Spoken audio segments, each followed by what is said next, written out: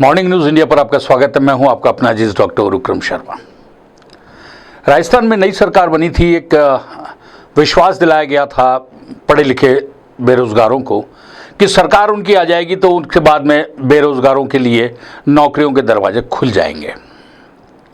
और जब बजट पेश किया गया राजस्थान की विधानसभा के अंदर 2024-25 का, तो ये आश्वस्त किया गया कि नौकरियां अब पूरी तरीके से उनके लिए रास्ते खोल दिए जाएंगे। राज्य विधानसभा में हेल्थ मिनिस्टर गजेंद्र सिंह खीवसर ने आज साफ तौर पे कहा कि अकेले हेल्थ एंड मेडिकल सेक्टर के अंदर 50,000 युवाओं को भर्ती दी जाएगी।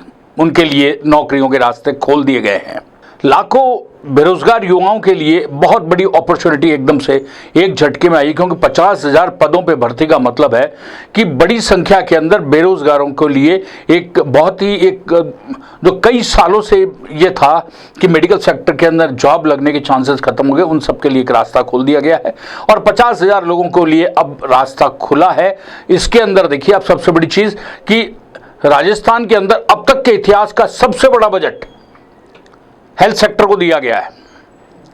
8.26% पूरे बजट का सिर्फ हेल्थ के लिए है, जो करीब 27,660 करोड़ होता है।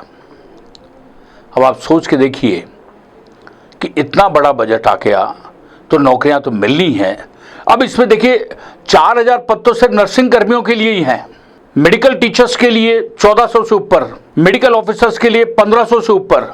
इसके अलावा भी तमाम तरीके के जो पद हैं उनके ऊपर भर्तियां की जाएगी और जो भर्तियां की जाएगी उनमें मुख्य पद हैं occupational therapist, hospital caretaker, nursing officer, महिला स्वास्थ्य कार्यकर्ता, lab technician, assistant radiographer, ECG technician, dental technician, pharmacist, नेत्र सहायक। यानी मेडिकल एंड हेल्थ सेक्टर के लिए जो तमाम तरीके की चीजें जिस सेक्टर के अंदर जरूरत पड़ती है उन सब में वैकेंसी निकल रही है।